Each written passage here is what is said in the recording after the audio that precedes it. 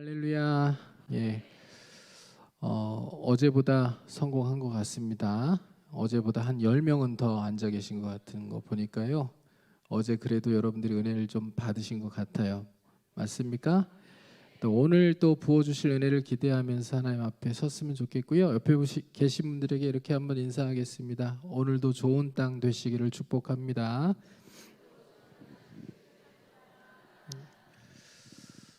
저는 이제 우리 교회에서도 말씀을 전할 때요, 항상 이렇게 기도하거든요. 길가와 같은 성도는 한 사람도 없었으면 좋겠다. 하나님 도와주세요.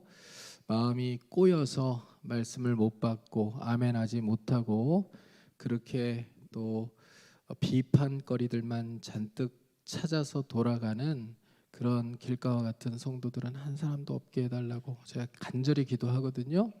오늘도 기도하고 왔어요. 북일교회도 그런 분들 한 분도 계시지 않고 자기 생각과 자기 모든 경험과 지식 지혜들을 다 내려놓고요. 하나님 말씀을 내 마음에 채우면서 은혜를 받고 말씀을 따라서 내 삶을 교정하려고 몸부림치는, 그래서 30배, 60배, 100배의 놀라운 기적 같은 결실들을 삶에서 거두는 하나님의 백성들 되게 해달라고 그렇게 기도하고 왔거든요. 여러분들 그렇게 되실 수 있기를 주님의 이름으로 축복합니다. 네. 여러분 행복한 신앙생활 하고 싶으시죠? 자, 여러분 행복하십니까? 행복한 신앙생활 하고 계세요? 네, 그럼 전 집에 가도 될 것 같아요. 네. 행복한 신앙생활 정말 했으면 좋겠고요. 그리고 북일교회가 정말 행복한 하나님 나라의 가족 공동체가 되었으면 좋겠습니다. 어제 제가 교회는 뭐라고 말씀드렸습니까? 하나님 나라의 가족 공동체다. 그래서 내가 때로는 중풍병자의 역할을 할 때가 있고요. 때로는 이제 그 상을 들어주는, 침상을 드는 역할을 할 때도 있잖아요. 내가 힘이 더 있을 때가 있고 약해졌을 때가 있고 은혜가 충만할 때가 있고 또 내가 빈 심령이 될 때가 있으니까요. 어느 때는 내가 중풍병자의 역할을 하면서 누군가의 도움이 필요할 때가 있고 어느 때는 내가 누군가에게 도움을 주어야 될 때가 있는 거잖아요. 근데 그때 이 공동체가 필요한 겁니다. 만일 혼자서 신앙생활을 예수 처음 믿을 때부터 죽을 때까지 잘 하고 천국 갈 수 있다고 한다면 내가 절대 사탄의 어떤 유혹과 시험에도 넘어지지 않고 그렇게 신앙생활을 잘 끝까지 감당할 수 있다고 하나님 생각하시면 교회를 안 만드셨을 거예요.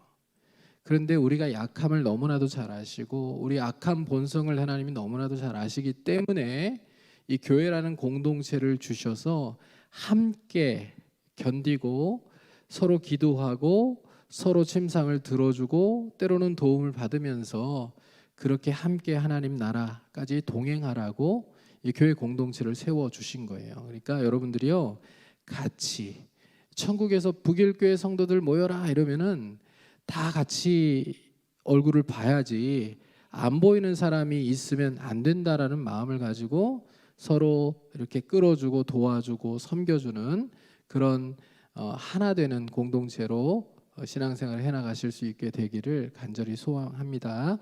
자, 오늘은요, 어제에 이어서 깊은 감사로 깊은 헌신을 이라는 제목으로 또 말씀을 나누려고 해요. 그러니까 정말 행복한 신앙생활을 하기 위해서 우리가 어떻게 해야 되는지 배우는 시간이에요. 그리고 행복한 공동체를 세워가기 위해서 어떻게 해야 되는지를 배워가는 시간이라고 생각하시고 귀를 기울이시고 경청을 하시면 좋겠습니다. 그 JTBC에서 방송을 했던 Sing Again이라고 하는 그 텔레비전 프로그램이 있어요. 예, 처음 듣는 프로그램인가요? 보셨죠? 예, 저만 봤나요? 저만 안 거룩해가지고. 예, 보셨죠? 혹시 보신 분들이 계실 거예요. 이제 2까지 한 것 같은데 첫 번째 이제 시즌 1에서요. 우승을 한 이승윤이라고 하는 그 가수가 있죠. 이제 제법 많이 알려진 가수인데요.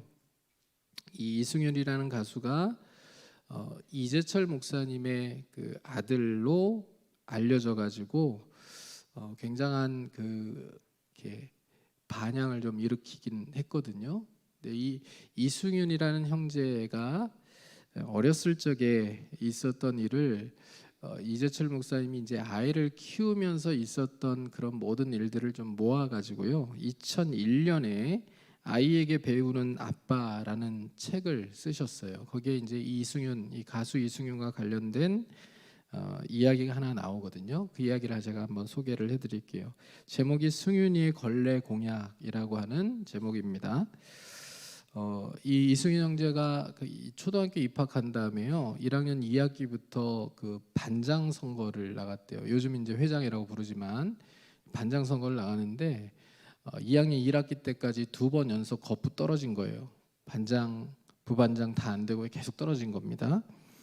그래서 이제 2학년 2학기에 세 번째로 도전을 해가지고요, 드디어 이제 부반장으로 선출이 되었어요. 그래서 막 기뻤겠죠. 기뻐서 막 자랑을 했는데요. 며칠 지나니까 이제 더 이상 부반장이라는 얘기를 하지를 않더래요. 더 시무룩해서 다니는 거예요. 그래서 이제 식구들이 같이 모여가지고 부반장 생활이 어떤지를 이 승윤 형제한테 물어본 거예요. 그랬더니 이렇게 얘기를 했대요. 부반장은 할 일이 없어요. 반장이 지 혼자 다 해먹어요. 제가 무슨 얘기를 해도 반장이 도대체 듣질 않아요. 이렇게 얘기하면서 반드시 반장이 되고 말 거라고 다짐을 했답니다. 그리고 나서 그 다음 이제 3학년 1학기 때 드디어 반장이 된 거예요. 근데 서로 반장을 하겠다고 출마한 이 학생이 16명이나 됐다고 하는데, 그런데 이제 반장이 된 거죠. 그러니까 이제 집에서 놀라워 가지고 도대체 어떤 공약을 냈길래, 요즘에는 이 반장 선거를 하는데도 공약을 내나 봐요. 그래서 도대체 어떤 공약을 냈길래 16명 중에서 반장이 될 수 있었냐고 물었다는 거죠. 그랬더니 이제 이렇게 대답을 하더랍니다. 자기가 내건 공약은 이런 공약이었대요. 만약 저를 반장으로 뽑아주시면 저는 여러분들을 위한 걸레가 되겠습니다. 이렇게 공약을 냈다는 거예요. 근데 이 공약이 먹힌 거예요. 여러분들을 위한 걸레가 되겠습니다. 그러니까 여러분들 위에 뭐 군림하고 뭐 큰 일을 하고 이런 게 아니고요. 여러분들을 잘 섬기겠다는 뜻으로 걸레가 되겠다라고 공약을 낸 거잖아요. 그랬더니 몰표가 쏟아졌다는 거예요. 그러니까 이 이야기를 들으면서 가족들 전체가요, 이 특이한 공약 때문에 굉장히 웃었대요. 한바탕 웃었대요. 근데 이재철 목사님이 가만히 그 공약을 후에 몇 번이나 곱씹어 보니까 이 공약이 굉장히 귀한 공약이라는 생각이 들더라는 거예요. 그러면서 이렇게 글을 쓰셨어요. 제가 그대로 읽어드릴게요. 그러나 시간이 지날수록 여러분을 위한 걸레가 되겠다는 승윤이의 말이 큰 울림으로 저를 사로잡았습니다. 그리스도인의 삶을 그보다 더 적절하게 표현할 수는 없을 것 같았습니다. 걸레는 자신이 더러워짐으로 상대를 깨끗게 해줍니다. 양초가 자신을 태움 없이 어찌 빛을 발하겠으며 소금이 스스로 녹아지지 않고 어찌 짠맛을 낼 수 있겠습니까? 같은 이치로 자기 자신을 걸레로 내어놓지 않는 사람에게 어찌 참된 헌신과 봉사가 가능할 수 있겠습니까? 그날 밤 저는 승윤이를 제 무릎에 앉히고는 승윤이의 머리에 손을 얹고 이런 기도를 드렸습니다. 주님, 승윤이가 오늘 반 친구들에게 걸레가 되겠다는 약속으로 반장이 되었습니다. 승윤이가 무슨 의미로 그런 말을 했건 한 학기 동안 승윤이가 정말 반 친구들을 위한 걸레가 되게 해 주십시오. 그리고 앞으로 승윤이가 자라갈수록 더 큰 걸레가 되게 해 주십시오. 승윤이가 성인이 되어 무엇을 얻든 어떤 직책에 앉든 자신이 지닌 모든 것으로 더 많은 사람을 위한 더 큰 걸레로 살게 해 주십시오. 타인을 위하여 걸레가 되는 삶만 진정 향기로우며 예수 그리스도의 영광과 권능이 함께 하심을 이 아들이 일평생 자신의 삶을 통해 확인하게 해 주십시오. 자, 이제 기도는 끝났고요. 계속 글이 이어집니다. 따지고 보면 주님께서는 우리의 죄와 허물을 당신의 살과 피로 정결케 닦아주신 영원한 생명의 걸레셨습니다. 그 덕분에 우리는 그분 안에서 새로운 피조물이 되었습니다. 우리가 이 세상에서 누군가를 위한 생명의 걸레로 살아가는 것은 우리를 위해 십자가에서 기꺼이 생명의 걸레가 되어 주신 그분에 대한 최소한의 도리입니다. 이렇게 이제 글이 맞춰지거든요. 여러분 어떤 마음이 드십니까? 마음에 좀 울림이 좀 있으십니까? 우리가 헌신이라는 단어를 많이 쓰는데요. 헌신이라는 단어의 의미가 사전적으로요, 몸과 마음을 바쳐 있는 힘을 다함이라고 하는 의미예요. 근데 사실 이 걸레만큼 이 헌신을 잘 대변할 수 있는 물건도 없다고 생각해요.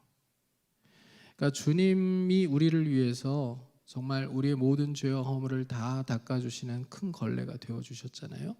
주님이 그렇게 우리를 위해서 헌신하셨다면 우리가 구원받은 하나님의 백성으로 그 은혜에 감사하고 감격하면서 주님을 위한 걸레로, 또 주님이 사랑하시는 사람들을 위한 걸레로, 또 주님이 사랑하시는 이 피로 값주고 사신 교회를 위한 걸레로 인생을 살아가는 것은 너무나도 당연한 일이 아닐까요?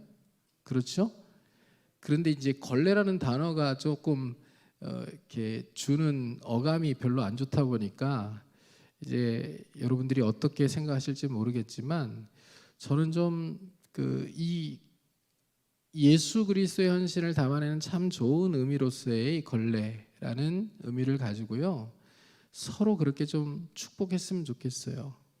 서로 그렇게 권면했으면 좋겠어요. 여러분 옆에 계신 분들에게 한번 얘기해 보시면 좋겠어요. 주님을 위한 큰 걸레로 쓰임 받으시기를 축복합니다.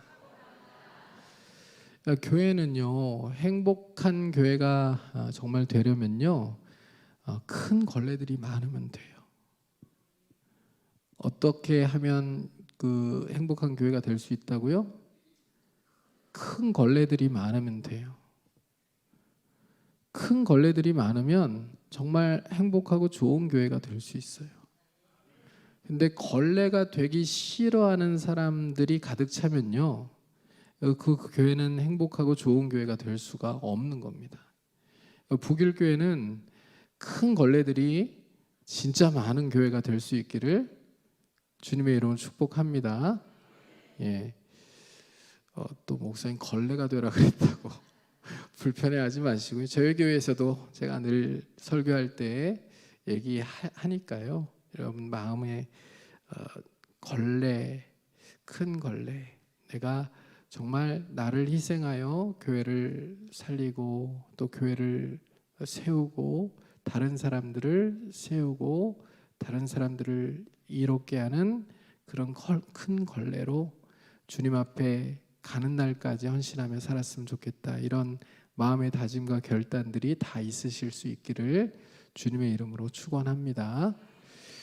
자, 그렇게 이제 살아가기 위해서 우리가 어떤 마음을 품어야 되는지 오늘 이제 본문의 말씀을 통해서 한번 찬찬히 살펴보려고 해요.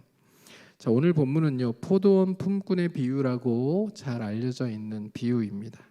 요즘도 인력 시장이 있죠. 저희 교회 앞에도 인력 시장이 있는데요. 이때 이제 새벽녘이 되면 일꾼들을 이렇게 뽑아가려는 사람들이 있죠. 그때 이제 필요한 사람들을 이제 필요한 만큼 데려가고요. 많은 사람들이 거기서 대기하고 있어도 또 이렇게 어떤 사람들은 그냥 남겨지게 되는 경우들이 있습니다. 저도 이제 군대에 있을 때요, 제가 미군 부대를 나왔는데 군대에 있을 때 이제 그 토요일 날은 항상 쉬었기 때문에 토요일 쉬고 또 미군 공휴일이 쉬고 그러면 고참과 함께 이제 돈을 벌기 위해서 인력 시장에 나가곤 했거든요. 저는 이제 주로 데려감을 당하는 쪽이었을까요? 남겨짐을 당하는 쪽이었을까요? 아니, 그거 어떻게 제 일을 못하게 생겼나요? 네, 맞아요. 근데 저는 주로 남겨짐을 당하는 쪽이었거든요. 근데 이게 기분이 진짜 묘해요. 이게 어찌됐건 하루 일을 하고 오면은요, 그래도 돈이 생기잖아요. 뭐 군인이 돈이 별로 없는데 또 뭐 카투사 미군 부대에서는 돈 쓸 일이 또 많아요. 그러니까 돈이 필요한데요. 집에서 계속 용돈을 받아오기는 뭐하니까 이제 나가서 일을 하려고 하는데 고참은 데려감을 당하고 저는 남겨짐을 당하면 이게 기분이 되게 이상합니다. 그래서 제가 주님이 오실 때 이 알곡으로 곡간에 들여지지 못하고 이게 버려짐을 당하면 이 심정보다 더 하겠지 이런 걸 느꼈단 말이에요. 하여튼 이게 되게 아픈 마음이에요. 그런데 한 주인이요, 포도원 주인이 이 인력 시장에 나가가지고요, 시장에 나가서 자기 포도원에서 일할 사람을 찾기 위해서 이른 아침에 나갔습니다. 여기 이른 아침에 아마 새벽 한 6시경을 의미하는 것 같아요. 유대인들의 시간이 6시부터 시작되거든요. 6시부터 0시예요. 그래서 이제 6시부터 9시까지가 아침 9시까지가 주로 1경, 9시부터 12시까지가 2경, 그다음에 12시부터 3시, 새벽 3시가 3시가 3경, 그래 이렇게 4경 이렇게 되거든요. 이렇게 시간이 분류가 되는데요. 이게 유대인들의 시간으로 제일 이른 시간에 지금 나간 것 같아요. 6시경이라고 생각하시면 됩니다. 그래서 가서요, 자기 포도원에서 일을 할 사람을 뽑아가지고 드렸어요. 근데 사람을 이렇게 인위적으로 뽑고 남겨두고 한 게 아니라요, 시장에 나와 있는 사람을 다 들여보낸 겁니다.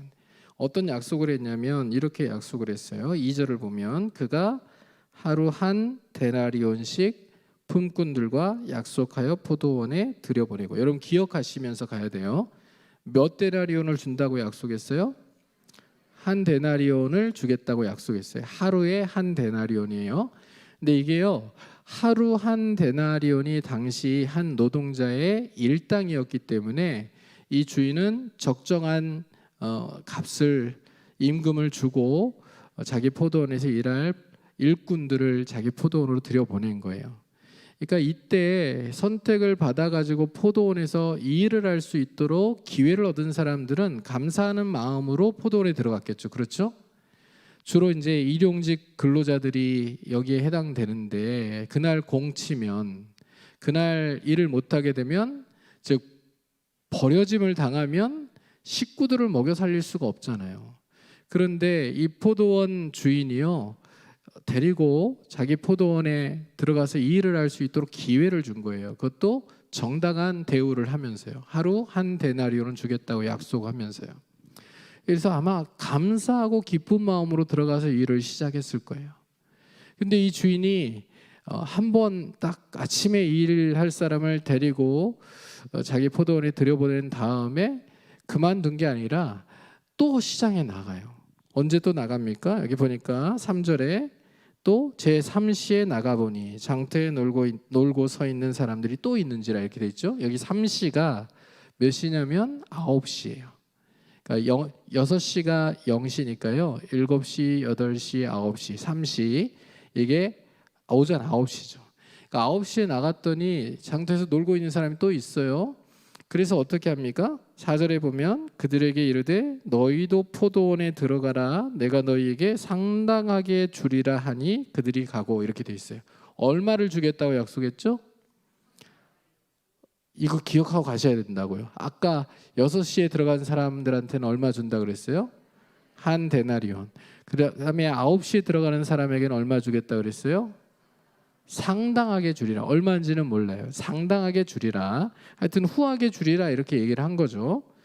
그리고 나서요 또 나갑니다. 5절을 보니까요 이렇게 기록되어 있어요. 제6시와 제6시는 몇 시겠어요? 그러면 정오예요. 12시. 제9시는요 오후 3시. 얘 또 나가 그와 같이 하고, 그랬으면 이 사람들에게는 얼마를 주겠다고 얘기한 거예요? 상당하게 주리라 라고 얘기를 한 거잖아요. 자, 그리고 나서요 여기에 그친 게 아니에요.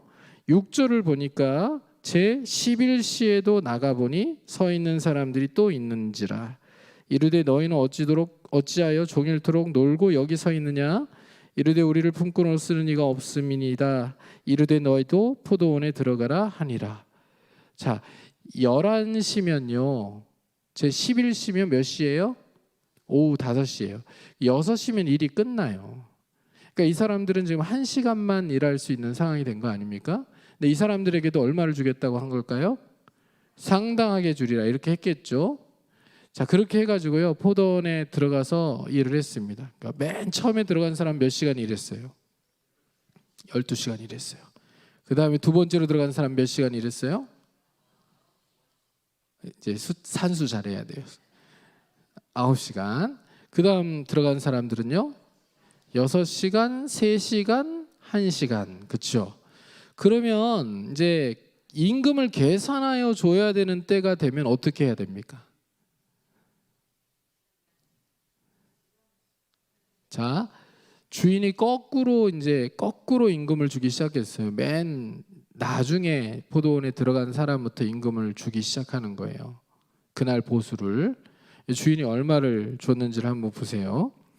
자, 8절을 한번 보시겠습니다. 저물매 포도원 주인이 청지기에 이르되 품꾼들을 불러 나중 온 자로부터 시작하여 먼저 온 자까지 삭슬 주라 하니 제11시에 온 자들이 와서 얼마를 받아요? 한 데나리온씩을 받거늘. 이렇게 돼 있어요. 자, 제일 늦게 와가지고 1시간밖에 일을 안 했는데요 한 데나리온을 받았어요. 한 데나리온은 누구에게 약속한 임금입니까? 일당입니까? 맨 처음 6시, 아침 6시 12시간 일한 사람에게 약속한 일당이에요. 근데 그거를 1시간 일한 사람에게 줬단 말이에요. 그러면 당연히 사람의 심리가 어떤 심리가 생겨나게 돼요. 자, 3시간 일한 사람은 우리는 3배 더 받겠다? 뭐 이런 생각? 그러면 이 6시간 일한 사람은요? 9시간 일한 사람은요? 12시간 일한 사람은요? 똑같이 받을 거라고 생각을 하겠습니까? 아니면 더 받을 거라고 기대하겠습니까? 더 받을 거라고 기대하는 거죠. 자, 그런데 주인이 어떻게 하는지를 보세요. 10절입니다. 먼저 온 자들이 와서 더 받을 줄 알았더니 그들도 한 데나리온씩 받은지라. 이 얘기는 뭐예요? 12시간 일한 사람도 한 데나리온 받았고 9시간 일한 사람도 한 데나리온을 받았고 6시간 일한 사람도 한 데나리온을 받았고 3시간 일한 사람도 한 데나리온을 받았다는 얘기잖아요. 여러분 어떻게 생각하세요? 이 주인이 공평해요? 공평해요? 안 공평해요? 여러분 자본주의의 논리에 찌든 사람들입니다. 은혜의 논리가 아니라 자본주의의 논리에 꽉 찌든 사람들이에요. 이게 불공평하다고 느껴지시잖아요. 그렇죠? 우리는 이게 불공평하다고 느껴져요. 그래서요 이 사람들도 불공평하다고 느껴가지고 따져요. 맨 처음에 온 사람이 아마 따졌을 거예요.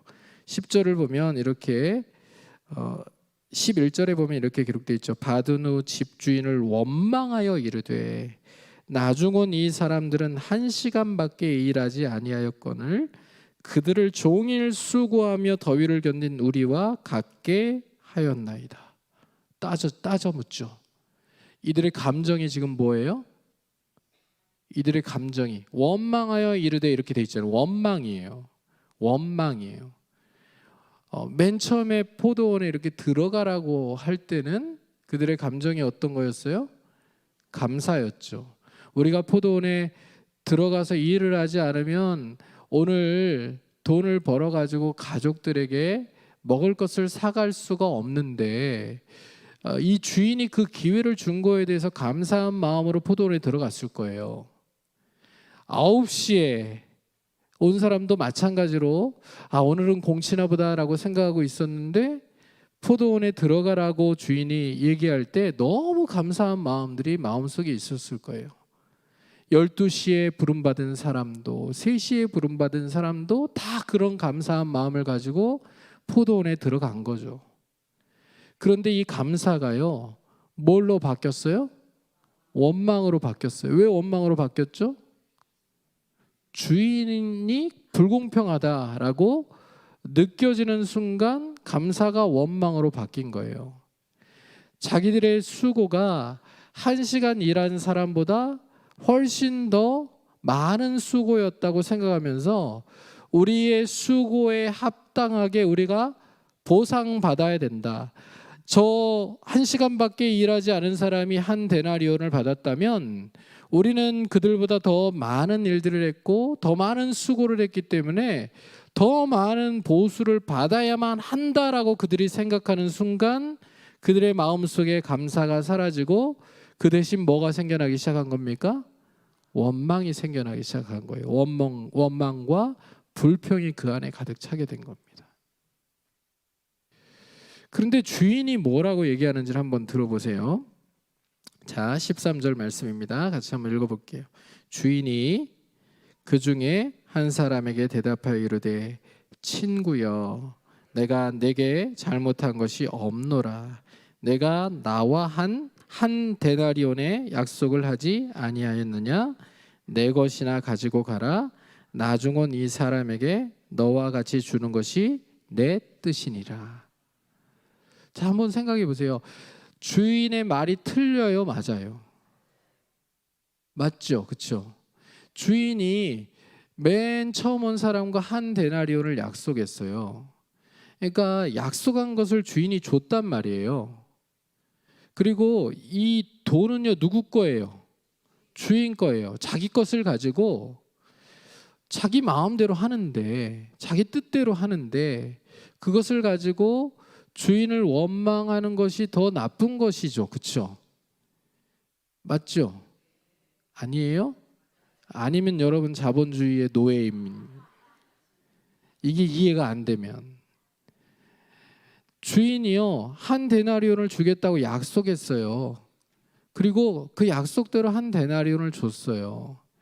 그리고 9시에 온 사람, 12시에 온 사람, 또 3시에 온 사람, 5시에 온 사람에게 자기 것을 가지고 자기 뜻대로 똑같이 한 데나리온씩을 주었단 말이에요. 그 주인은 잘못한 게 있어요, 없어요? 없어요. 그래서 주인이 이렇게 얘기하는 겁니다. 15절 보면 같이 읽습니다. 내 것을 가지고 내 뜻대로 할 것이 아니냐. 내가 선함으로 내가 악하게 보느냐. 내가 선함으로 내가 악하게 보느냐. 주인은 어떤 마음이었을까요? 주인은 선한 마음이었어요. 자, 1시간밖에 일하지 않은 사람이요 그 12분의 1 데나리온을 받아가지고 집으로 가면요 집에 먹을 걸 사갈 수가 없어요. 가족들에게 일용할 양식을 공급해 줄 수가 없는 돈을 받아가지고 들어가게 될 뿐이에요. 물론 그것도 받으면 감사하겠지만, 없는 것보단 낫겠지만 살 수가 없는 상황이라고 생각을 하고요. 주인이 선한 마음으로 자비를 베푼 거잖아요. 맞죠? 3시에 온 사람도 12시에 온 사람도 9시에 온 사람도 마찬가지로 주인이 이 선한 마음을 가지고 자비를 베푼 거예요. 그러니까 오늘 본문에 보면 여기에 내가 선함으로 내가 악하게 보느냐 이렇게 돼 있잖아요. 내가 악하게 보느냐. 근데 이걸 원문 그대로 헬라어 원문 그대로 번역을 하면요, 네 눈이 나쁘냐라는 의미로 번역돼요. 네 눈이 나쁘냐. 나는 좋은 눈을 가지고 있는데 왜 너는 나쁜 눈을 가지고 있느냐 이런 얘기예요. 그러니까 유대인들은요 이 눈을 가지고 마음을 표현해요. 그러니까 좋은 눈을 가졌다, 선한 눈을 가졌다, 아름다운 눈을 가졌다라는 것은 이 좋은 마음, 선한 마음, 아름다운 마음을 가졌다라는 의미고요.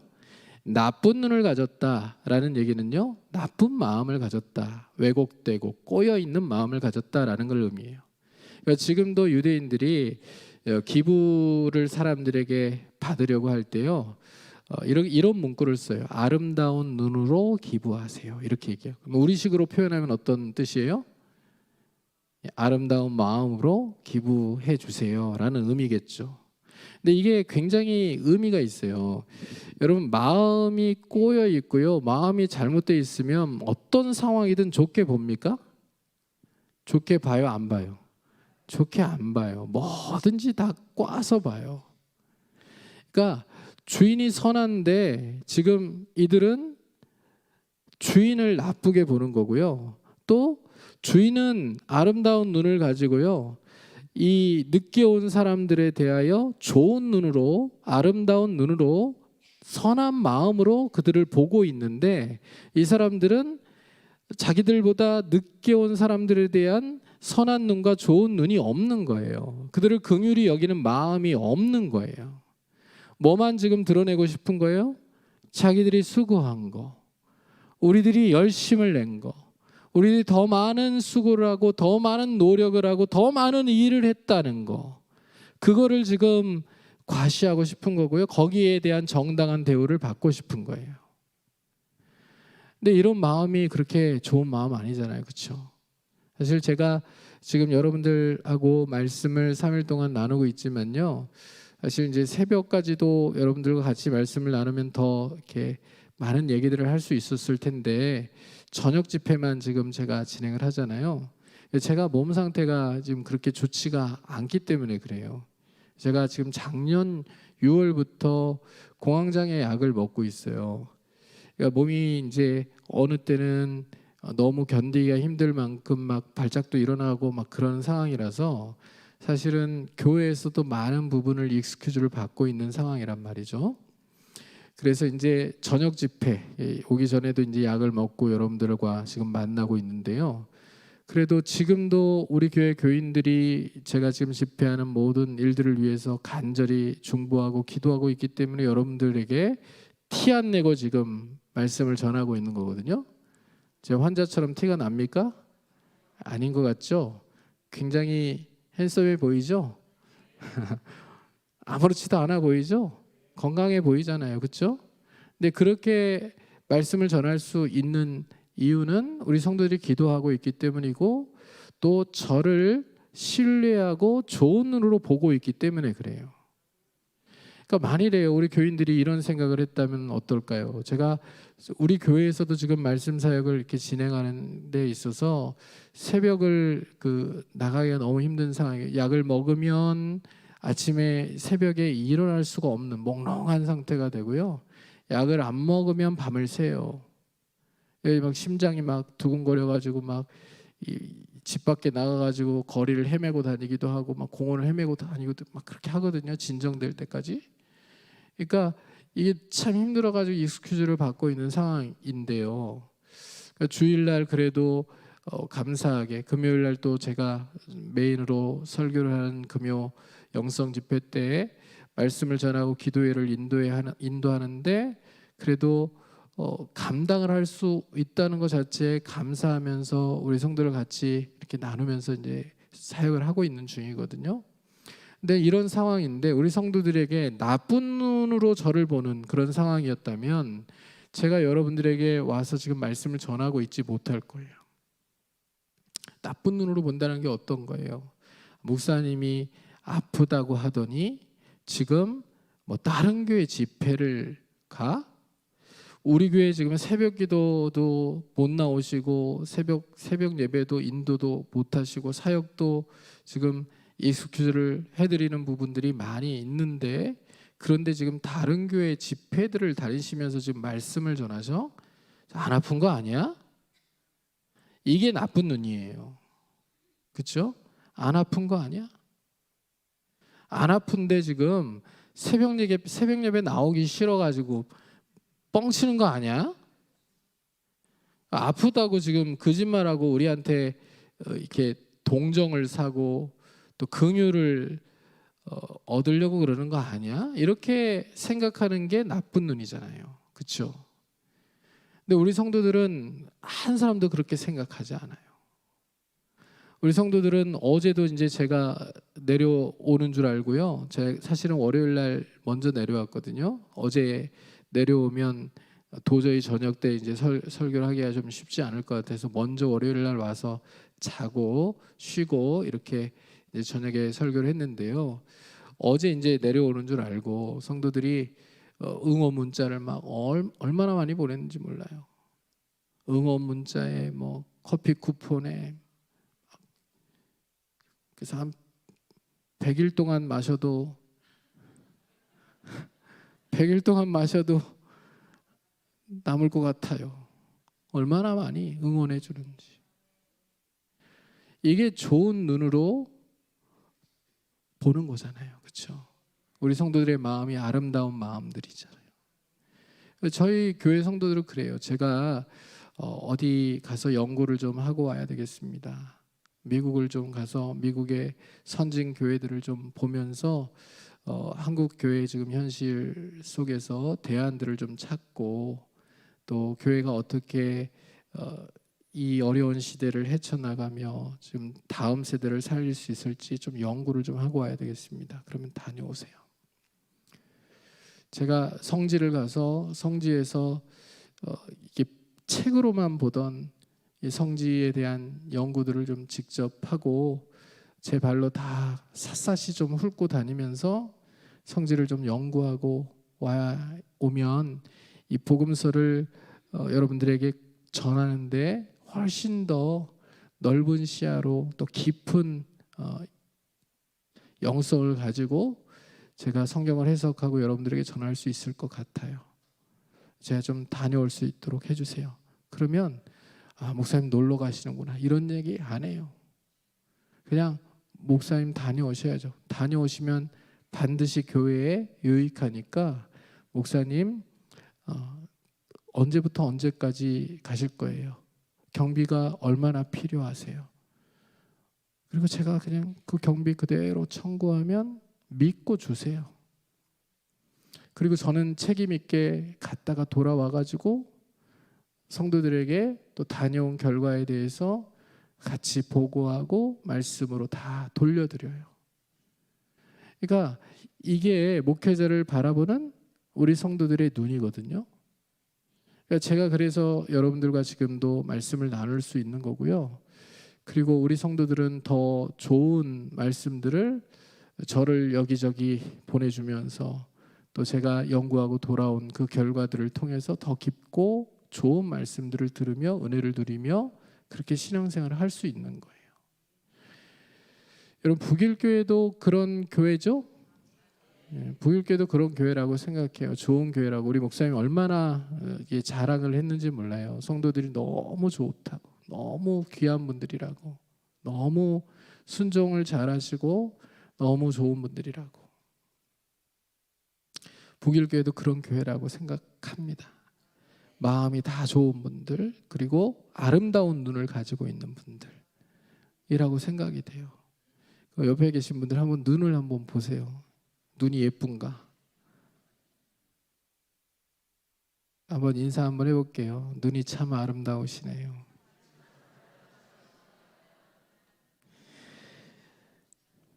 여러분 아름다운 눈을 가진 하나님의 사람들이 되시기를 축복합니다. 이게 사람들을 볼 때요, 이렇게 왜곡된 마음, 삐뚤어진 마음, 이 비판적이고 또 불신의 마음으로 사람들을 보지 않는 그런 연습들을 여러분 많이 하셔야 돼요. 성경이 그것에 대해서 말씀하고 있기 때문에 그런데요. 잠언 28장 22절에 보면요, 이런 말씀이 기록되어 있어요. 자막에 혹시 나올까요? 잠언 28장 22절 말씀인데요. 안 나오면 제가 읽을게요. 악한 눈이 있는 자는 재물을 얻기에만 급하고 빈궁이 자기에게로 임할 줄은 알지 못하느니라. 악한 눈, 이 나쁜 눈을 얘기하는 거거든요. 눈이 나쁜 사람들, 그러니까 나쁜 마음을 가진 사람들은 돈 욕심, 재물을 얻는 데만 급하고요. 빈궁이 자기에게로 임할 줄을 알지 못한대요. 이 빈궁은 누구로부터 오는 거예요? 나쁜 눈을 가진 사람들에게 주시는 하나님의 벌이에요. 근데 이 빈궁이 곧 임할 줄을 모르고 당장 눈앞의 재물에만 급급해요. 나쁜 눈을 가진 사람들은. 또 이 눈에 대한 이야기가 이 잠언 22장 9절 말씀에도 눈에 대한 언급이 나와요. 선한 눈을 가진 자는 복을 받으리니 이는 양식을 가난한 자에게 주민이라. 선한 눈을 가진 사람들은 뭘 받는다고요? 복을 받는다고요. 여러분 복을 받고 싶으세요? 빈궁을 경험하고 싶으세요? 복을 받고 싶으시면 어떤 눈을 가져야 돼요? 선한 눈. 그러니까 북일교회 모든 성도들이 행복한 신앙생활을 하기를 원하시면요, 선한 눈을 가지셔야 돼요. 선한 눈. 선한 눈은 곧 무엇을 얘기해요? 선한 마음, 아름다운 마음, 이걸 얘기하는 겁니다. 이런 마음을 가진 사람들이 복을 받게 되는 거고요. 나쁜 눈을 가진 사람들은요, 범사에 꼬인 마음들을 가지고 있는 사람들은요, 범사에 꼬여요. 그러니까 자기 마음이 꼬여 있으면요, 자기 인생이 꼬여요. 이게 성경적이에요. 맞죠? 제가 제 얘기하는 게 아니라 성경 얘기하는 거잖아요. 악한 눈이 있는 자는 재물을 얻기에만 급하고 빈궁이 자기에게로 임할 줄을 알지 못하느니라. 빈궁이 임하게 된다고요. 그러니까 나쁜 마음을 가진 사람들은요, 꼬인 마음을 가진 사람들은요, 자기 인생이 꼬이는 것을 경험하게 된다는 거예요. 자, 여러분들 가운데 오늘 말씀을 들은 사람들 가운데 인생이 꼬이는 사람 한 사람도 없기를 주님의 이름으로 축원합니다. 꼬이지 마시고요, 복을 많이 받으시길 바래요. 선한 눈을 가지세요.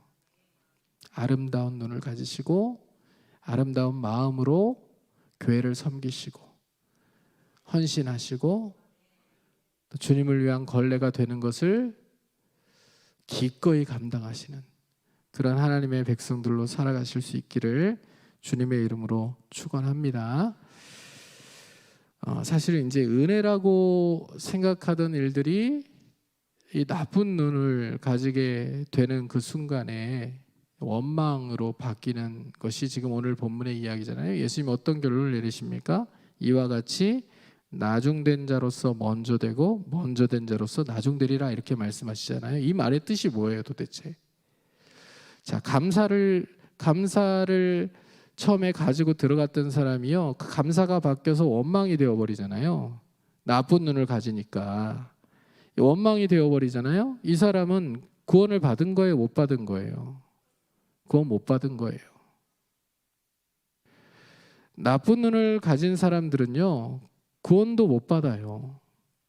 한국교회가 구원파의 구원론과 같은 구원론을 가지고 있는 그런 그 경우들이 너무 많아요. 그게 뭐냐면요, 여러분, 우리가 예수 그리스도를 믿음으로 말미암아 구원을 받죠, 맞죠?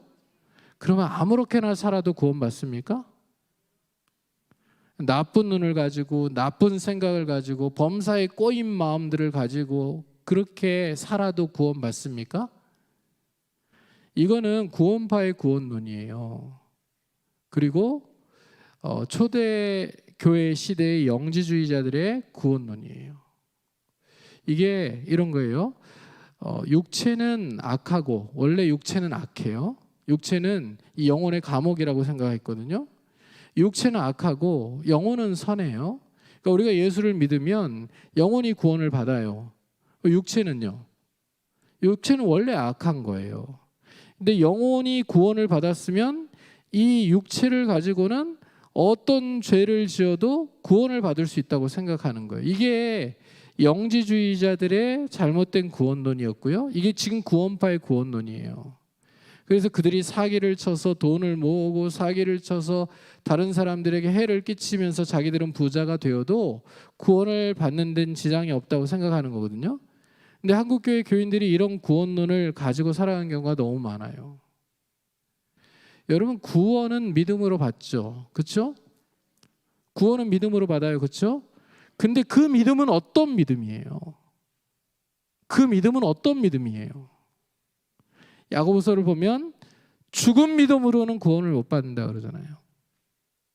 행함이 없는 믿음은 죽은 믿음이라고 얘기하잖아요, 그렇죠?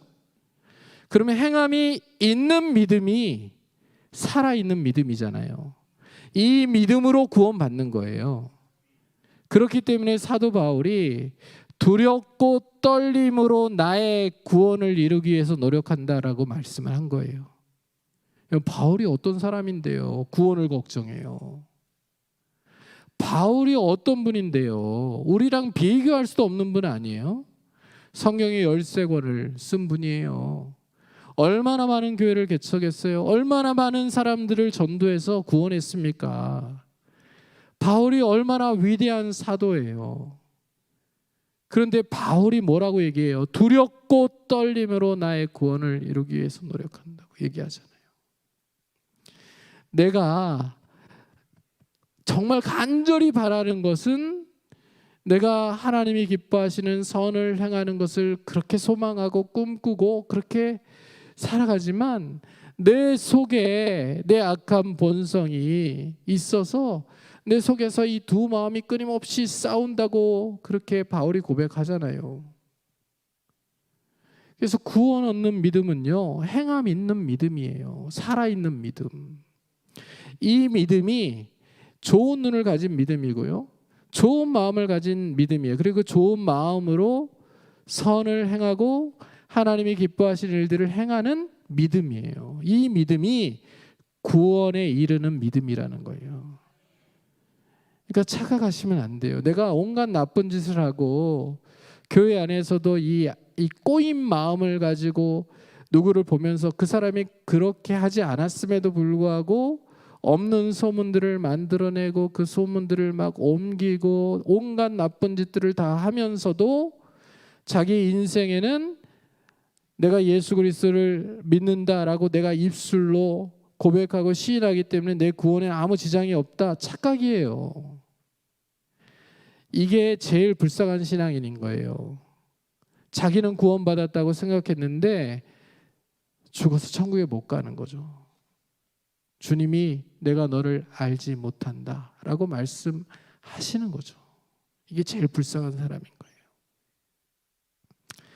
여러분, 적어도 이런 신앙인은 되지 않아야 되지 않겠습니까? 주님이 정말 기뻐하시고 원하시는 살아있는 믿음을 가지고 구원의 감격을 경험하며 행복한 신앙생활을 해나가는 하나님의 백성들이 되실 수 있기를 주님의 이름으로 축원합니다. 자, 주님이 이 비유를 하신 문맥이 이제 중요한데 그 문맥을 좀 살펴보려고 해요. 마태복음 19장 바로 앞부분이 이제 문맥이에요. 19장부터 보면요, 19장 16절부터 무슨 얘기가 나오냐면 부자 청년의 이야기가 나와요. 16절에 보면 어떤 사람이 주께 와서 이르되 선생이며 내가 무슨 선한 일을 하여 영생을 얻으리이까 이렇게 물어요. 무슨 선한 일을 하여야 영생을 얻으리이까? 우리는 이게 잘못된 질문이라는 거 알죠? 선한 일을 행해야 구원받는 게 아니죠. 예수를 믿어야 구원받는 거잖아요. 그렇죠? 그리고 예수를 믿어야 구원받는데 그 믿음은 입술로의 믿음, 머리로의 믿음이 아니라 행함이 있는 믿음이어야 된다는 거 금방 배웠잖아요.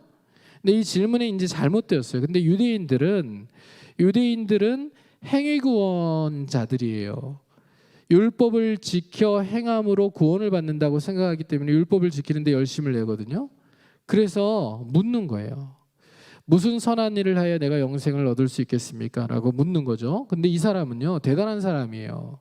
예수님 뭐라고 말씀하시냐면 어찌하여 선한 일을 내게 묻느냐? 선한 이는 오직 한 분이시니라. 내가 생명에 들어가려면 계명들을 지키라라고 말씀하시잖아요.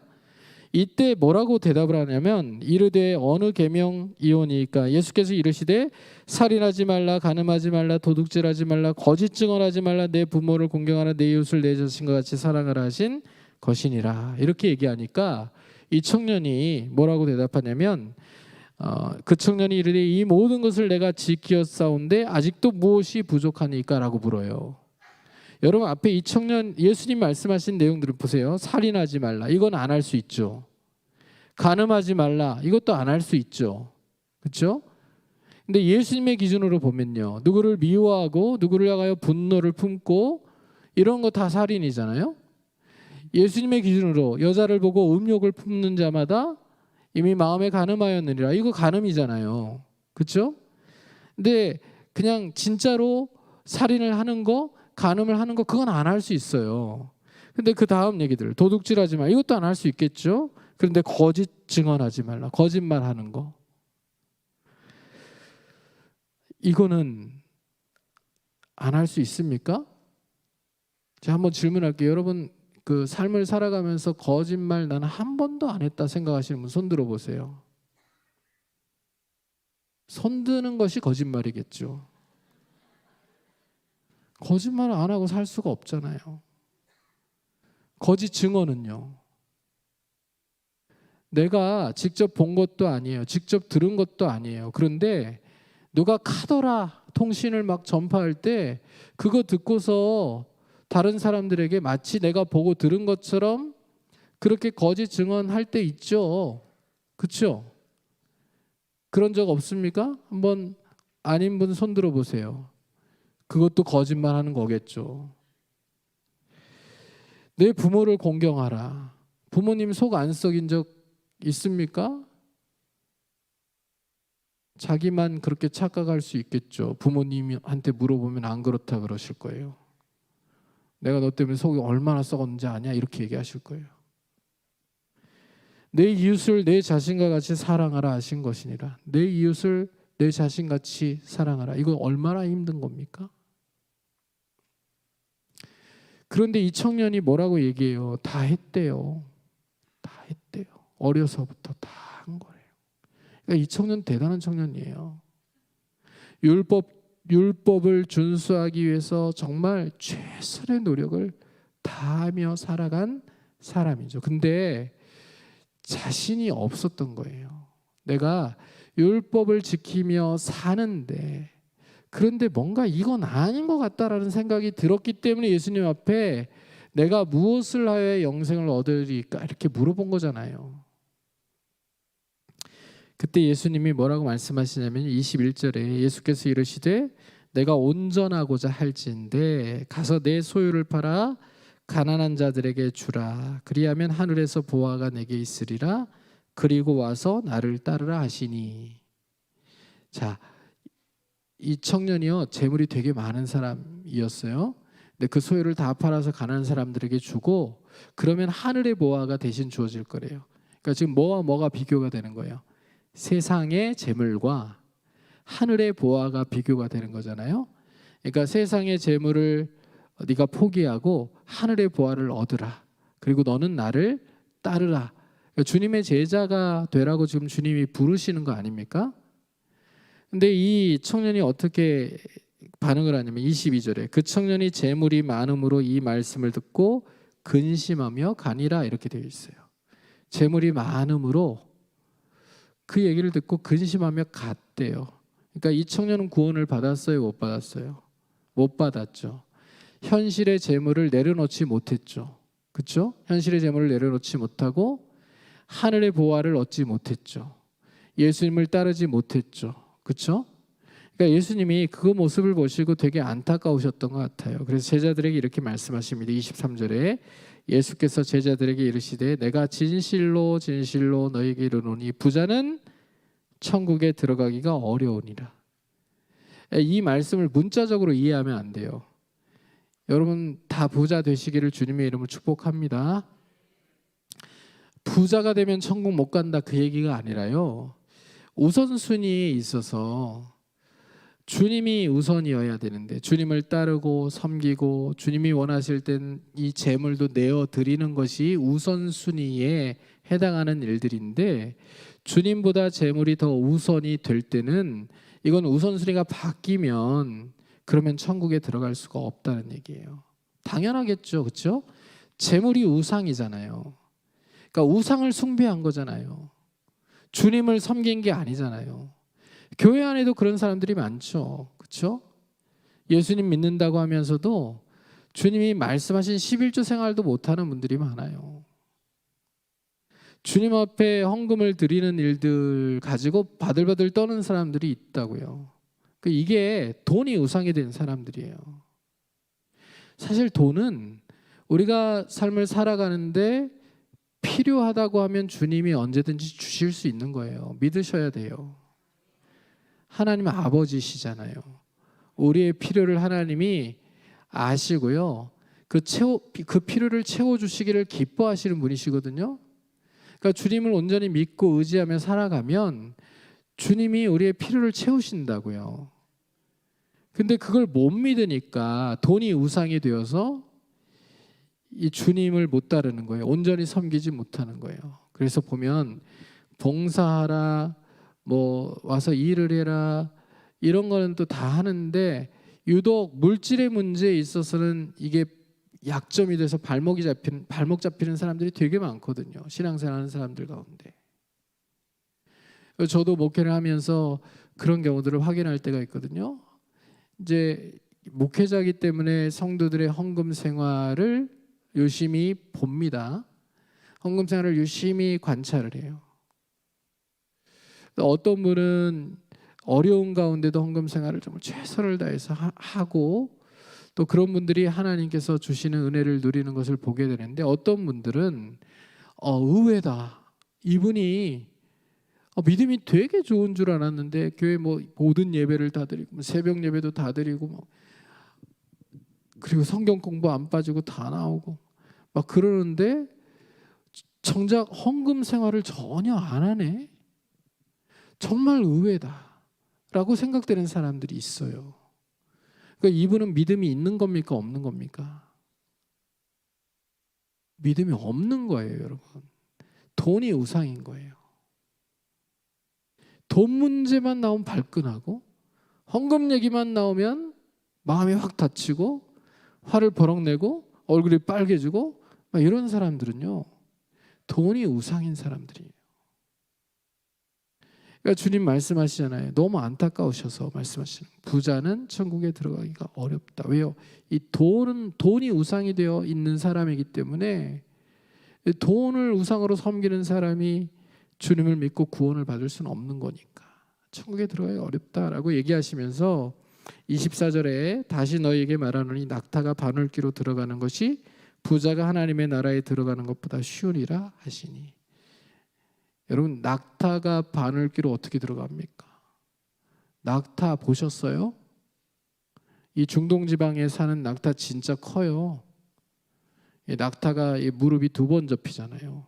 다리가 워낙 길어가지고. 근데 이 낙타가 바늘귀로 어떻게 들어갑니까? 불가능한 거잖아요. 근데 부자가 천국으로 들어가는 것보다 쉽대요. 낙타가 바늘귀로 들어가는 게. 그러니까 부자는 천국에 못 간다는 얘기가 아니라, 이 우선순위가 바로 되지 않으면 돈을 계속해서 우상으로 섬기는 그런 사람들은 천국에 들어갈 수 없다는 얘기거든요. 자, 이 예수님의 말씀을 듣고 제자들이 엄청 놀랍니다. 25절에 제자들이 듣고 몹시 놀라 이르되 그렇다면 누가 구원을 얻을 수 있으리까? 예수께서 그들을 보시며 이르시되 사람으로는 할 수 없으나 하나님으로서는 다 하실 수 있느니라 라고 예수님 말씀하신 다음에요, 베드로가 질문을 해요. 이렇게 묻습니다. 이에 베드로가 대답하여 이르되 보소서, 우리가 모든 것을 버리고 주를 따랐사온데 그런즉 우리는 무엇을 얻으리까? 라는 질문을 합니다. 이 질문에 대해서 예수님이 답을 하시면서 그 답에 대한 비유로 말씀하신 것이 20장 1절부터 16절까지의 포도원 품꾼의 비유예요. 그래서 30절 말씀, 19장 30절 말씀, 그러나 먼저 된 자로서 나중되고 나중된 자로서 먼저 될 자가 많으리라 라고 하는 말씀이 이 20장 16절에 같이 나오잖아요. 이와 같이 나중된 자로서 먼저 되고 먼저 된 자로서 나중되리라 라고 나오잖아요. 베드로가 질문한 질문을 한번 고민해 봅시다. 베드로가 이렇게 물었어요. 우리가 모든 것을 버리고 주를 따랐사온데 그런즉 우리는 무엇을 얻으리까? 이 질문은 주님이 기뻐하실 질문이었을까요? 자, 이 부자 청년은 지금 재물을 버리지 못해서 구원을 못 받았는데 우리는 다 버리고 배와 그물을 버려두고 주님을 쫓았잖아요. 그러니까 다 버리고 주님을 쫓았으니까 우리는 무엇을 얻을 수 있겠습니까? 라고 질문하는 질문이잖아요. 우리는 무슨 상을 얻을 수 있습니까? 뭘 기대해도 될까요? 이런 얘기잖아요. 근데 이 질문을 주님이 기뻐하셨을까요? 이 질문이요, 주님이 기뻐하실 수가 없는 질문이에요. 왜 그럴까요? 여러분, 당시에 이 랍비의 제자가 되는 방법이 랍비가 제자들을 선택하는 게 아니에요. 제자들이 내가 공부를 할 랍비를 선택을 해요. 그리고 그 랍비에게 찾아가서 배우고 싶다고 얘기를 하면요, 그 랍비가 제자가 될 자격이 있는지 시험을 칩니다. 시험을 봐가지고 합격을 하면요, 이제 매달이든 뭐 6개월이든 1년이든 수업료를 내고 랍비에게 공부를 하는 거예요. 근데 제자들은 시험 봤어요, 안 봤어요? 시험 봤어요, 안 봤어요? 베드로가 시험 보고 제자 됐나요? 아니잖아요. 랍비이신 예수 그리스도께서 제자들에게 찾아오셔서 제자들을 부르셨어요. 그들은 시험 보지 않았어요. 그들이 시험을 보고 제자가 되어야 했다면요, 단 한 사람도 제자가 될 수 없었을 거예요. 이들이 수업료를 냈나요? 수업료를 냈다는 기록이 성경에 있나요? 없잖아요. 예수님 무상교육 시켜주셨거든요. 그렇죠? 그러니까 이 제자들이요, 예수님의 제자가 된 것은 은혜예요. 그러니까 자기들이 모든 것을 버려두고 주님을 쫓았다고 무엇을 기대해야 되는 게 아니라요, 주님이 자격이 없고 무식하고 평범한 자신과 같은 사람들을 주님과 같은 분이 제자 삼아 주심이 감사하고 감격스러워서 주님을 정말 더 열심으로 충성스럽게 헌신하며 섬겨야 되는 것이 제자들의 입장이었다고요. 그런데 그 감사와 감격이 바뀌었어요, 지금. 그렇죠? 우리가 무엇을 얻을 수 있겠습니까, 주님께? 이게 지금 뭐가 된 거예요? 감사가 사라져 버린 거예요. 뭐가 올라온 겁니까? 이제 우리가 무엇을 다 버리고 주님을 쫓았다는 자기들의 공로가 이렇게 머리를 치켜들고 일어난 거예요. 여러분, 그래서요, 앞에 이제 부자 청년이 보여줬던 율법주의도 우리가 배격해야 되겠고요, 교회 안에서. 그리고 제자들, 그리고 예수님이 비유를 통해서 말씀하시는 공로주의도 교회에서 배격해야 되는 거예요. 율법주의가 뭡니까, 여러분? 율법을 지켜서 구원을 받을 수 있다고 생각하는 거예요. 한국 교회도 율법주의가 어마어마하게 많아요, 그렇죠? 교회 안에.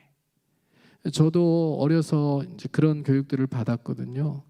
주일날에는 돈 쓰지 말아라, 그렇죠? 주일날 돈 쓰지 말아라. 주일날 그 먹을 것을 먼저 토요일에 준비해두고 주일날은 돈 쓰지 말아라.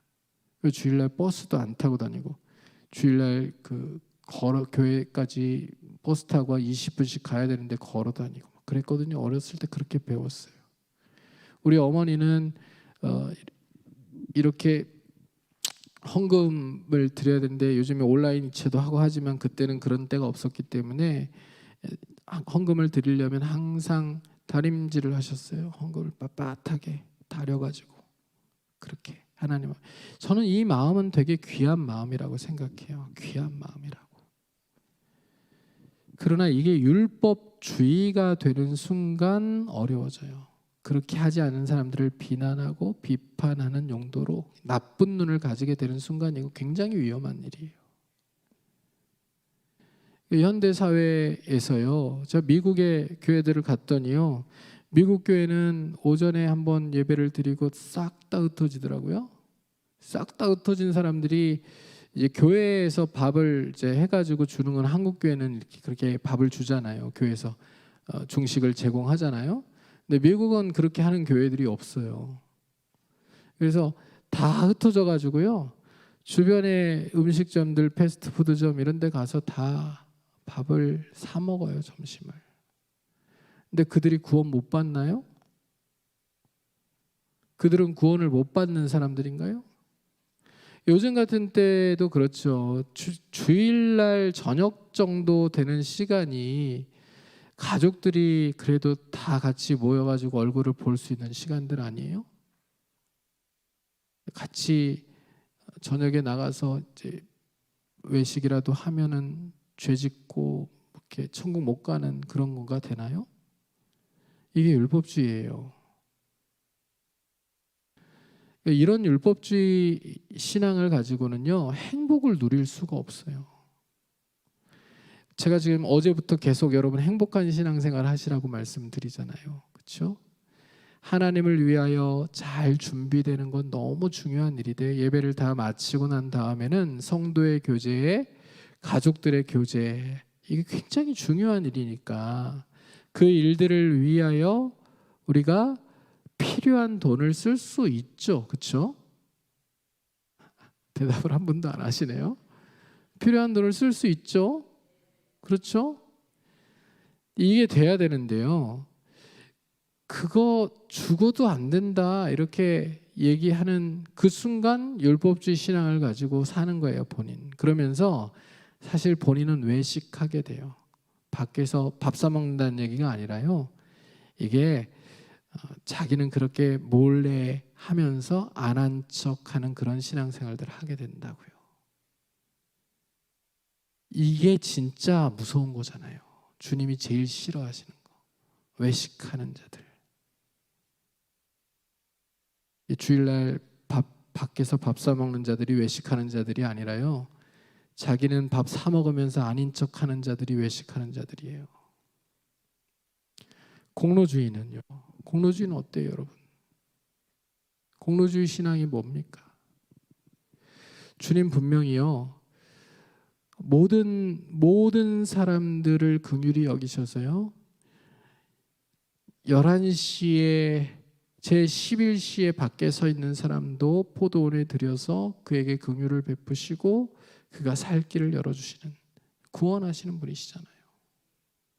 근데 교회 안에서요, 내가 교회 20년, 30년, 40년 다녔으니까 이 교회의 터줏대감이고, 이 교회는 내가 좌지우지해야 되고, 이 교회에서 내가 그동안 봉사하고 헌신하고 헌금했던 모든 일들을 계속해서 누군가 알아주고 인정해주고 그리고 지켜 세워줘야 되고, 내가 교회에서 세운 공에 대한 대가를 끊임없이 내가 받아야 되고, 그런 생각을 가지고 사는 것이 공로주의 신앙인 거예요. 근데 이 공로주의 신앙을 가지고 살면요, 그 공로주의 신앙의 결론이 뭐로 가냐면요, 원망이에요. 서운 이거예요. 섭섭병, 서운병, 여기에 걸려가지고요 결국 죽어요. 그러니까 이거 비워야 돼요. 그러니까 우리 속에는요 무엇만 남아 있어야 되냐면, 제자들이 시험 봐가지고 예수님의 제자가 되어야 한다면 자격이 하나도 없었던 것처럼, 우리가 시험 봐가지고 어떤 세상의 조건들을 가지고 예수님이 우리를 구원하신다고 한다고 하면 우리는 구원받을 자격이 전혀 없는 자들이지만, 그러나 주님이 은혜로 우리를 구원해 주셨다. 내가 구원받을 어떤 자격도 없음에도 불구하고 주님이 나를 위하여 십자가에서 몸을 찢으시고 피를 다 쏟으시면서 나를 구원해 주셨다. 이게 우리 마음속에 새겨져야 되고요. 이 주님의 은혜에 대한 감사와 감격이 우리의 신앙생활 전체를 지배해야 되는 거예요. 그러니까 내가 아무리 큰 공을 세우고 아무리 대단한 일을 교회에서 했어도 그건 내가 당연히 해야 될 일을 했을 뿐이다 라는 마음들을 가지고 있어야 이 감사가 충만한 신앙생활들을 하면서 행복한 신앙생활들을 해나갈 수 있는 거라고요. 근데 내 공로가 막 마음속에 올라오면요 원망이 생기고요, 남이 알아주지 않는다, 누가 알아주지 않는다, 교회에서 뭐 대가를 바라고요, 교회에서 어떤 보상을 바라고요, 교회에서 내가 인정을 받지 않으면 견딜 수 없는 마음을 가지고 다른 사람들을 욕하고요, 그렇게 해주지 않는 사람들을 향하여서 서운하다, 섭섭하다 이야기를 하면서 병들어 죽어가는 거예요. 여기 지금 포도원 품꾼의 비유에 나왔던 그런 일꾼들과 같은 사람들이 되는 거예요. 감사는 사라져버리고 원망만 가득하니까 책망을 듣는 거잖아요. 이게 되게 불쌍한 신앙생활을 하는 거예요. 여러분 성경을 잘 보시면요, 사도 바울을 이제 우리가 관찰할 수 있는데요. 사도 바울 정말 대단한 분이잖아요. 서신서 13권을 쓰셨는데 사도 바울이요 가장 먼저 쓴 성경이 고린도전서예요. AD 55년경에 이 고린도전서를 썼는데요. 사도 바울의 고백이 어떻게 이어져 가는지 한번 여러분 귀 기울여 들어보세요. 고린도전서 15장 9절에 사도 바울이, 이게 제일 먼저 쓴 성경이에요. 자막에 나오니까 같이 한번 읽어볼까요? 나는 사도 중에 가장 작은 자라. 하나님의 교회를 박해하였으므로 사도라 칭함받기를 감당하지 못할 자니라. 자, 제일 먼저 쓴 성경이에요. 여기에 사도 바울이 자기를 뭐라고 고백합니까? 나는 사도 중에 가장 작은 자다, 이렇게 고백하잖아요. 그리고 7년이 지나서 에베소서를 썼어요. AD 62년경에 썼습니다. 에베소 3장 8절에 뭐라고 고백하냐면요, 자, 같이 읽습니다. 모든 성도 중에 지극히 작은 자보다 더 작은 나에게 이 은혜를 주신 것은 측량할 수 없는 그리스도의 풍성함을 이방인에게 전하게 하시고. 자, 앞에 고백이 중요하죠. 모든 성도 중에 지극히 작은 자보다 더 작은 나라고 고백해요. 7년 전에는 뭐라고 고백했어요? 나는 사도 중에 가장 작은 자다, 이렇게 고백했는데 7년 후에는요, 나는 모든 성도 중에 지극히 작은 자보다 더 작은 나다, 이렇게 고백을 해요. 순교 직전에 가장 마지막에 쓴 성경이 디모데 전후서인데요. AD 64년에서 65년경에 쓰여졌어요. 여기서 사도 바울이 뭐라고 고백하는지를 보세요. 디모데전서 1장 15절에 밉보다 모든 사람이 받을 만한 이 말이요, 그리스도 예수께서 죄인을 구원하시려고 세상에 임하셨다 하였도다. 죄인 중에 내가 괴순이라 라고 고백해요. 여러분, 사도 바울의 이 고백이 시간이 지나면 지날수록 공로주의 신앙으로 가득 차 있나요? 아니면 점점 더 자기 자신이 작은 자라고 인정하면서 하나님의 은혜에 대한 감사, 하나님의 은혜에 대한 감격으로 채워져 있나요? 공로주의예요? 사도 바울이요, 어떤 사람인지 아까도 말씀드렸잖아요. 우리와는 비교할 수도 없는 위대한 신앙인 아닙니까? 주님을 위해서 매를 맞고 결국 순교하여 주님을 위하여 얼마나 많은 박해를 당하고 고난을 겪으면서, 그리고 많은 교회들을 세우고 많은 사람들을 전도하고 많은 성경을 썼습니까? 자랑할 게 얼마나 많겠습니까? 그런데 바울은 시간이 지나면 지날수록 깊은 감사가 오히려 더 깊어지고요, 더 풍성해져요. 주님의 은혜에 대한 감사가 그 속에서 더 깊고 더 넓고 더 풍성하게 가득 차요. 내가 어떤 사람인데 이런 거 없잖아요. 오히려 점점 더 자기의 고백이 깊어져 가는 거잖아요. 주님의 은혜에 대한 고백이, 나 같은 죄인 중에 괴수를 구원해 주신 주님의 은혜에 대한 감사와 감격, 그게 사도 바울을 지배하는 감정이잖아요. 여러분, 사도 바울과 같이 살아가는 거 힘든 일일 수 있습니다. 그런데 우리가 사도 바울처럼 살아가기 위하여 하나님 앞에 기도해야 돼요. 하나님, 내 속에서 공로주의 신앙이 머리를 쳐들지 못하게 해 주시옵소서. 내가 교회를 20년, 30년, 40년 어떻게 섬겼든지 간에 그저 나는 내가 해야 할 일을 했을 뿐이라고. 내가 그렇게 주님을 섬겼던 것은 내가 잘나서가 아니라 오직 주님의 은혜였을 뿐이라고. 그렇게 고백할 줄 아는 사도 바울과 같은 그런 신앙의 고백을 주님께 드릴 수 있는 하나님의 백성들로 우리 모두가 살아갈 수 있게 되기를 간절히 소원합니다. 그래서 이게요, 내가 무엇이간데 이것과 내가 누군데 이것의 차이로 구별할 수 있다고 생각해요. 내가 무엇이 간대는 사도 바울의 고백이에요. 근데 내가 누군데, 이거는요, 여기 포도원 품꾼의 비유에서 가장 먼저 부름을 받았던 사람의 이야기일 수 있는 거예요. 내가 누군데, 이거 얘기하면 공로주의 신앙이 되는 거고요.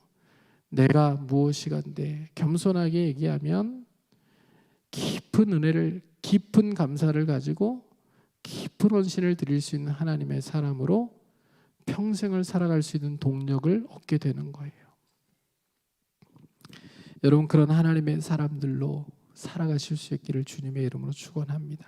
그러면 행복할 수 있습니다. 그럼 뭐든지 감사하거든요. 우리가 이따 부를 찬양이지만요, 우리가 오직 예수뿐이네라는 찬양 참 좋아하잖아요. 은혜 아니면 살아갈 수가 없네, 그렇죠? 은혜 아니면 살아갈 수가 없네. 호흡마저도 다 주의 것이니 세상 평안과 위로 내게 없어도 오직 예수뿐이네. 크신 계획 다 볼 수도 없고 작은 고난에 지쳐도 주께 묶인 나의 모든 삶 버티고 견디게 하시니 은혜 아니면 살아갈 수가 없네. 나의 모든 것 다 주께 맡기니 참된 평안과 위로 내게 주신 주 예수, 오직 예수뿐이네. 호흡마저도 주님이 내게 주신 은혜라는 고백을 가지고 살아갈 수 있으려면요, 주님의 은혜에 대한 깊은 감사가 우리 속에서 사라지면 안 되는 거예요. 이거 사라지면 끝난 거예요. 이거 사라지면 끝난 거예요. 우리 마음이 메말라 버리고 공로주의 신앙이 우리를 채우는 순간 우리는 나쁜 눈을 갖게 돼요. 나쁜 눈을 가지면 나쁜 행동을 할 수밖에 없어요. 나쁜 행동을 해가지고는요, 구원을 받을 수가 없어요. 죽은 믿음이기 때문에. 연결이 되죠? 다? 여러분 잊지 마실 수 있기를 바랍니다. 누가복음 17장을 보면요, 하루 종일 밭을 갈고 양을 치고 늦게 들어온 종을 향해서 주인이 식사를 준비하라는 그런 이야기가 나와요. 여러분, 이게 주인이 잔인한 겁니까? 하루 종일 양 치고 밭 갈고 왔는데 수고하고 땀 흘리고 힘들어 지쳐가지고 들어온 종에게 주인이 나 배고프니까 밥 좀 차려, 이렇게 얘기하는 게 잘못된 거예요? 아니죠. 주인이 종에게 얼마든지 명할 수 있는 거 아닙니까? 그러면 식사를 준비하고 주인이 식사를 하는 동안에 그 종은 주인이 식사를 잘할 수 있도록 계속 수족을 옆에서 드는 거 아니에요. 주인과 같이 겸상을 할 수 없는 거 아닙니까? 종이 주인이 명한 대로 했다고 주인이 종에게 감사 인사를 합니까? 누가복음 17장을 여러분 집에 가서 읽어보시면요, 절대 그렇지 않아요. 그때 종이 뭐라고 대답해야 하는지를 누가복음 17장 10절에서 기록해 놓고 있거든요. 이렇게 대답하는, 이와 같이 너희도 명령받은 것을 다 행한 후에 이르기를 우리는 무익한 종이라 우리가 하여야 할 일을 한 것뿐이라 할지니라. 이렇게 고백하는 게 정답이라고 예수님 가르쳐 주시는 거예요. 우리가 주님이 십자가에서 자기 몸을 내어주시면서 은혜로 우리를 구원해 주셨는데요, 그 구원의 은혜에 대한 감사와 감격을 잃어버리고 자꾸 내가 교회에서 뭘 한 것만, 이 공로를 드러내고 공로를 인정받기 위하여서 노력하는 그 모습들을 가지고 살아가고, 그게 인정받지 않으면 견딜 수 없어서 나쁜 눈을 가지고 나쁜 행동을 하고 교회 공동체를 해치고 교회 하나됨을 방해되는 행동들을 하면서도 하나님께 사랑받기를 원하고 축복받기를 원하는 그런 마음을 가지면 안 된다고 얘기하는 거예요. 어떤 일을 했을지라도 나는 무익한 종이라고, 내가 해야 할 일을 했을 뿐이라고 고백하는 게 우리가 가져야 될 종의 자세라고 예수님 말씀하시는 거예요. 여러분, 교회를 위해 수고하신 것은 주님께서 저 천국에서 갚으실 거예요. 이 땅에서 다 보상 받으시려고 하시면 안 돼요. 여기서 다 인정받고 여기서 다 대우받고 여기서 다 알아주기를 바라고 인정받으면요, 이 세상에서 다 받고 천국에서 받을 거 없어요. 또 세상에서 다 받아 먹었으니까 여기서는 없다. 주님 그렇게 말씀하실 거예요. 여러분 어디서 받으실래요? 여기서 다 받고 가실래요? 자, 한번 손 들어 봅시다. 여기서 다 받고 천국에서 안 받아도 된다. 손 들어 보세요. 여기서는 나는 무익한 종이라고 고백하며 살고 천국에서 주님께서 나를 기쁘게 영접해 주시면 좋겠다 하는 분들 한번 손 들어 보세요. 여러분 그 믿음 가지고 살아가실 수 있기를 주님의 이름으로 축복합니다. 내가 교회를 위하여 얼마만큼 헌금을 했든지, 내가 교회를 어떤 직분을 가지고 어떻게 섬겼든지, 그게 자기 공로가 되면 끝이에요. 나중된 자가 될 거예요. 제일 나중된 자가. 이 나중된 자가 된다는 얘기는 구원 못 받는다는 얘기예요.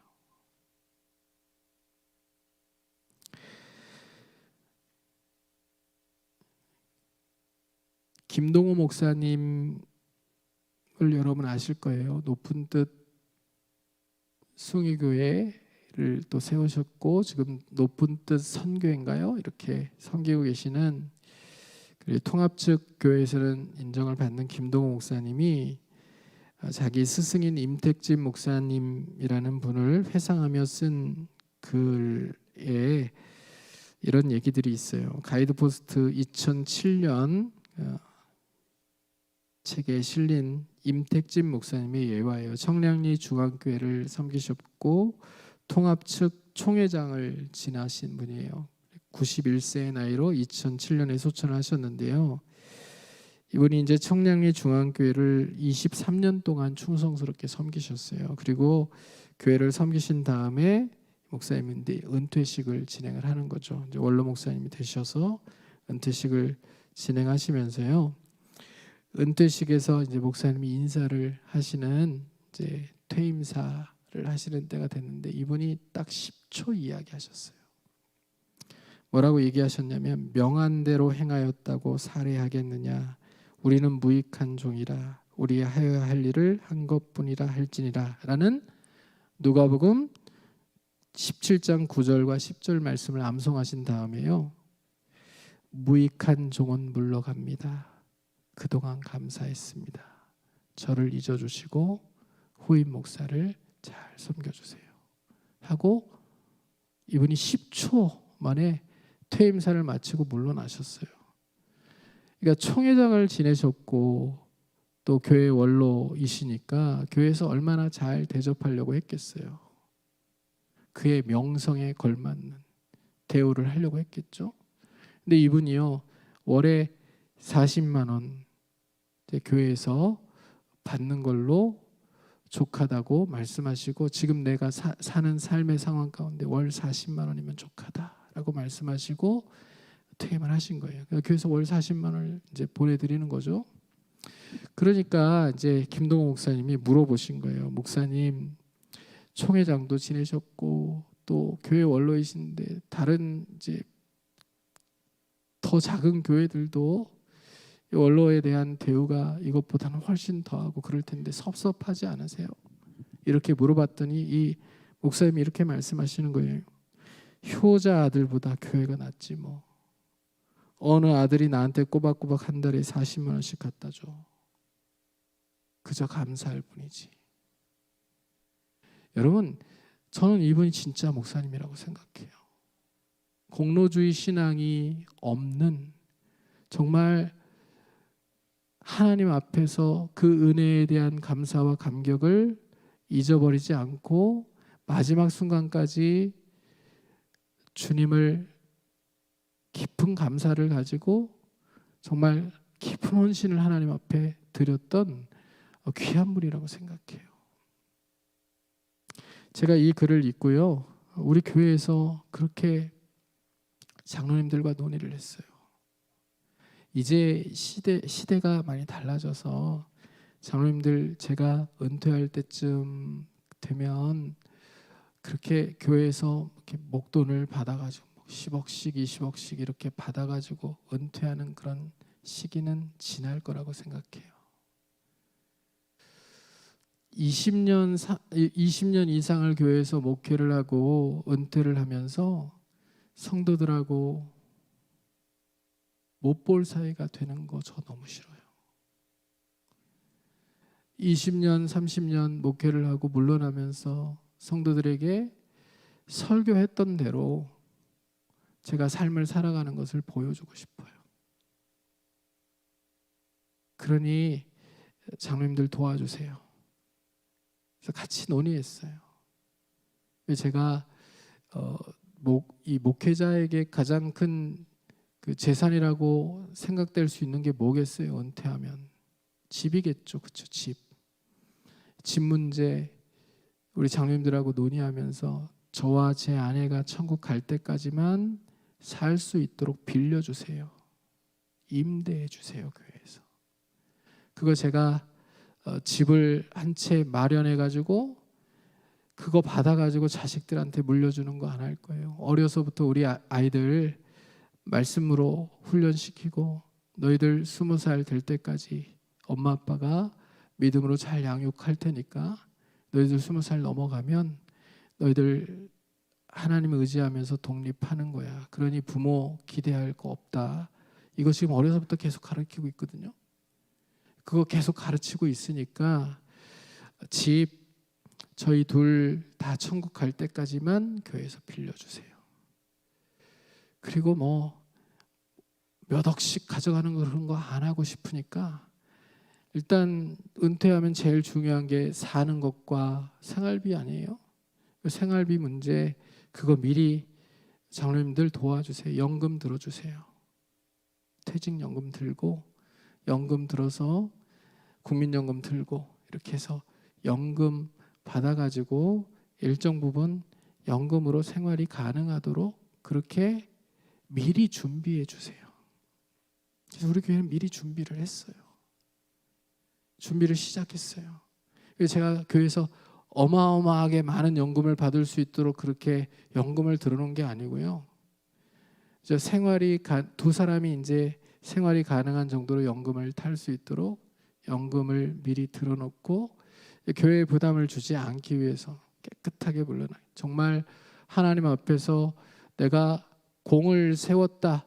내가 이 교회에 공이 많으니까 많은 것을 가져가겠다. 그런 마음이 아니라 계속 설교하고 산 대로 하나님 앞에 받을 상이 많은 인생 그거 내가 꿈꾸며 소망하고 살겠다. 가르친 대로. 근데 사실 저만 그런 생각들을 가진 게 아니고요. 젊은 담임 목사들이 이런 생각들을 가진 사람들이 굉장히 많아요. 이진 목사님도 마찬가지예요. 늘 친구들이 만나서 같이 교제를 하니까요. 같이 또 이런 대화들을 나누니까요. 우리가 한평생 삶을 살아가면서 하나님 앞에 내가 죄인 중에 괴수라고 고백했던 사도 바울의 고백 같은 그런 고백을 가지고 이 교회를 통하여 무슨 이득을 보거나 교회를 통하여 영광을 보려고 하거나 교회를 통하여 어떤 내 지위나 자리를 유지하려고 하거나 이런 거 말고요. 정말 주님이 끝까지 나를 통하여 영광을 받으실 수 있도록 내 삶을 주님 앞에 마지막 순간까지 내어드리는 그런 인생을 우리가 사는 것을 꿈꾸고 깊은 감사를 잃어버리지 않고 그 깊은 감사를 인하여서 더 깊은 헌신을 하나님 앞에 드리며 살아갈 줄 아는 하나님의 백성들 될 수 있기를 주님의 이름으로 축원합니다. 제가 여러분들에게 지금 말씀을 전하면서 거짓말을 할 수가 없어요. 어저께 우리 장로님 두 분이 앉아서 딱 말씀을 다 들으셨잖아요. 근데 장로님들만 지금 말씀을 들으신 게 아니라 우리 교인들이 얼마나 많이 응원을 하면서 지금 말씀을 듣고 있는지 몰라요. 여러분 그 교회 유튜브의 조회 숫자를 보세요. 그 중에 아마 한 굉장히 많은 건수는 우리 교인들일 거라고 생각해요. 왜냐하면 어제도 저녁에 목사님 은혜 많이 받았다고 감사하다고 수고하셨다고 제 문자를 엄청 많이 받았거든요. 그러니까 제가 거짓말을 할 수가 없어요.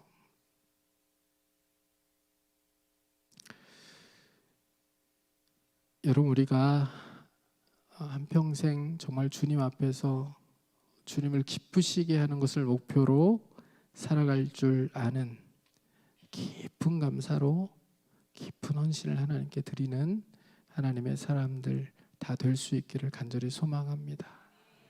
단 한 사람도 율법주의 신앙과 공로주의 신앙으로 여러분 먼저 되셨는데 나중된 자가 되는 그런 일들이 일어나지 않기를 간절히 소망합니다. 먼저 되셨으니 마지막 순간까지 먼저 된 자들로 주님께 영광을 돌리며 주님 앞에 설 수 있는 믿음의 사람들, 우리 복일교회 모든 성도들 다 되시기를 주님의 이름으로 축복합니다. 자, 이 깊은 감사와 깊은 감격을 잃어버리지 않고 주님께 깊은 헌신을 드릴 수 있으면요, 주님과 동행하는 삶을 살아갈 수 있게 돼요. 주님과 동행하는 삶을 살아가는 것이 행복한 신앙생활의 비결이에요. 주님을 통하여 돈을 많이 벌고 주님을 통하여 내 인생이 대박나고 주님을 통하여 자녀들이 이게 아니고요. 주님과 동행하는 삶을 살아가는 것 그 자체가 행복한 신앙생활인 거예요. 여러분들이 삶을 살아가는 한순간 한순간 주님이 나와 함께 하신다. 주님이 나와 동행해 주신다. 내가 사망의 음침한 골짜기를 지나가도 주님이 함께 하시기 때문에 내가 두려울 것이 없고 내가 불안할 것이 없고 염려할 것이 없다. 주님이 나를 너무 사랑하시니까, 주님이 내 인생을 책임져 주실 거니까, 주님이 나를 도와주실 거니까, 이 마음을 가지고 주님과 동행하며 사는 것이 행복한 신앙생활 아니겠어요? 그러니까 그렇게 행복한 신앙생활을 하는 하나님의 사람들이 되시기를 바라고요. 그래서 여러분의 얼굴이 우울한 사람이 한 사람도 없었으면 좋겠어요. 옆에 계신 분들 보면서 환하게 한번 웃어보세요. 자신이 지을 수 있는 제일 아름답고 밝은 미소를 한번 지어보세요. 주님과 동행하며 살면 그렇게 행복한 웃음을 지으실 수 있을 거라고 생각해요.